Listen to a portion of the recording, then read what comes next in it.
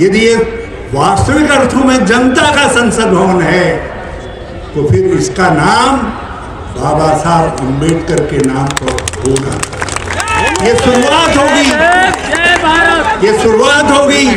कमजोर को मिलेगा, दलित को मिलेगा, जनजाति को मिलेगा, पिछड़े वर्ग को मिलेगा, वो कहाँ से मिल पाएगा? और यदि पब्लिक सेक्टर्स में मिलता, जो इंस्टीट्यूशन ऑफ पब्लिक सेक्टर खड़ा किया गया, नेहरू ने खड़ा किया, तो उस पब्लिक सेक्टर को भी अब बड़े बड़े पूंजीपतियों के हाथों में भेजा जा रहा है, जिसमें अंबानी हो, अडानी हो और बड़े बड़े पैसे वाले हों, एक एक करके उनके हाथ में बेचा जा रहा है। क्या वो आपको हमको आरक्षण देंगे?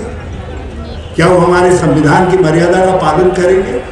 तो इंस्टीट्यूशन ऑफ रिजर्वेशन को भी नष्ट करने के लिए, तोड़ने के लिए न बांस रहेगा, न बांसुरी रहेगी, न पद रहेंगे, न आरक्षण की मांग उठेगी और न दलित और कम जो है पिछड़ा कमजोर ताकत की मांग कर सकेगा। इसलिए आज इंस्टीट्यूशन ऑफ आरक्षण को भी समाप्त किया जा रहा है।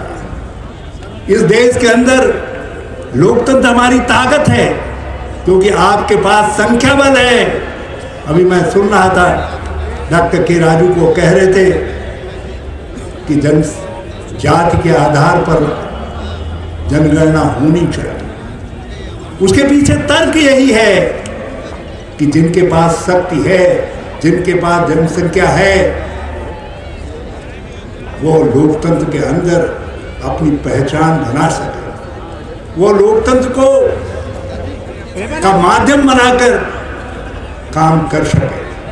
आज ये सत्ता में बैठे हुए लोग ऐसे लोगों को चिन्हित करके ऐसी आवाजों को दबाने की कोशिश कर रहे हैं। जहां विपक्ष है, लोकतंत्र की हमारी आत्मा है विपक्ष।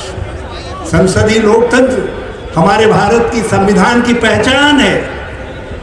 इसके लिए नेहरू और अंबेडकर पहचाने जाते हैं। इसलिए नेहरू से भी घृणा है, अंबेडकर से भी घृणा है, लेकिन अंबेडकर से खुल करके नहीं कह सकते, नेहरू से खुल करके नेहरू से घृणा कर रहे हैं। अरे लोकतंत्र नहीं रहेगा तो फिर संविधान कैसे रहेगा? जब और लोकतंत्र रहेगा कहाँ से?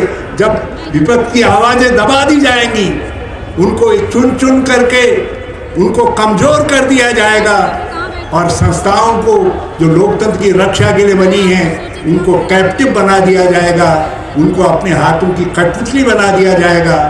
तो न गांधी रहेंगे, न नेहरू रहेंगे, न अंबेडकर रहेंगे, और यहाँ रहेंगे तो केवल एक व्यक्ति रहेगा, क्योंकि जिसके हाथ में सत्ता है वो व्यक्ति अक्षुण्ण बनना चाहते हैं। जिस तरीके से चीन में उनके दोस्त सारी ताकत लेकर के एक अकेले बैठ गए हैं, उसी तरीके से यहाँ से भी सारी ताकत को अपने हाथ में लेकर के बैठना चाहते हैं। हमारे आपके पास अवसर है 2024 का।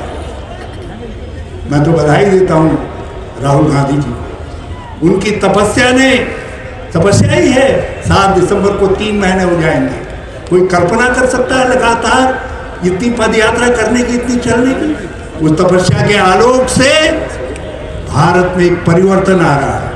इस परिवर्तन को गति देने के लिए जो आज मांग उठी है, मैं डॉक्टर उदित राज को बहुत बधाई देता हूँ, आप सबको बहुत बधाई देता हूँ।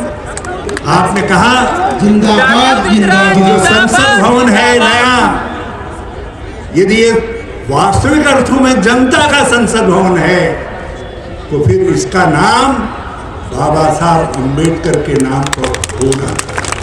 ये शुरुआत होगी, ये शुरुआत होगी 2024 के लिए। आपको, हमको, सबको एकजुट होकर के आवाज उठाना। मैं तो घर पर बैठा हुआ था, 2-3 नौजवान आए मेरा ऊपर लोड, और उस समय तक उन्होंने उदित राज जी का नाम भी नहीं लिया था। जब उन्होंने कहा कि हम,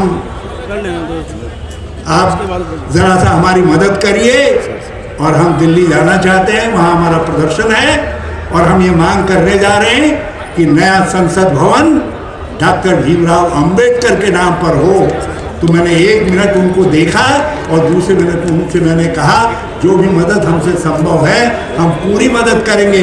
उन्होंने कहा हमारे साथ डॉक्टर उदित राज हैं।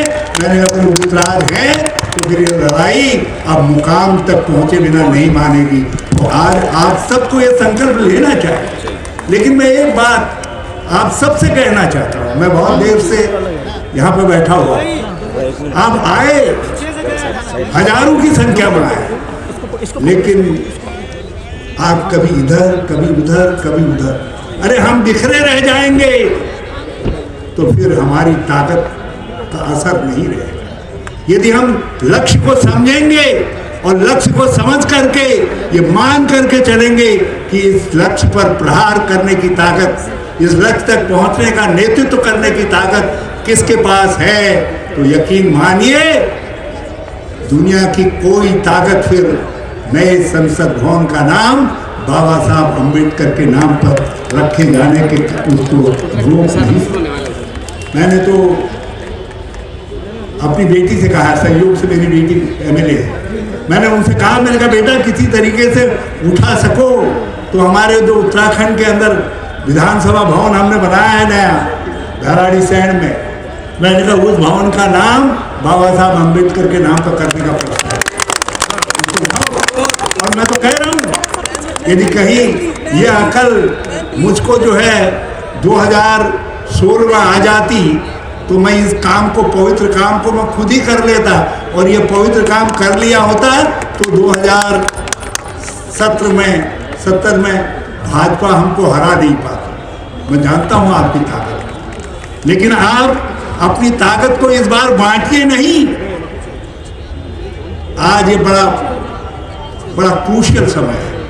आप इस समय को जरा सा इसका मूल्यांकन करिए, एक एक करके वो सब चीजें तोड़ी जा रही है, समाप्त की जा रही है जिसके लिए बाबा साहब भीमराव अंबेडकर खड़े थे। भवन से बड़ा तो दिल है लोगों का। भारत के करोड़ों इंसानों के दिलों में बाबा साहब भीमराव अंबेडकर हैं, मैं जानता हूं। लेकिन जो ये भवन है, ये भवन उस संघर्ष की भावना का प्रतीक है, इसलिए हम उस संघर्ष की भावना के लिए आपकी इस मांग के साथ खड़े हैं। और जिस मुकाम तक भी आप ले जाना चाहेंगे इस संघर्ष को, आप हमको पुकारिए या ना पुकारिए, हम आपके साथ खड़े होंगे। मैं फिर से डॉक्टर उदित राज को, आप सबको, के राजू साहब को, ओम सुधा जी को, सब आपके सहयोगियों को हृदय से बहुत बहुत धन्यवाद देता हूँ कि आज आपने एक ऐसा मंत्र दे दिया है जिस मंत्र के सहारे 2024 के संघर्ष की लड़ाई, जिसको लेकर के, जिसकी पताका लेकर के राहुल गांधी कन्याकुमारी से चल रहे हैं, वो और ऊंचाई पर और ज्यादा बुलंद तरीके से आगे बढ़ पाएगी। जय हिंद, जय भारत।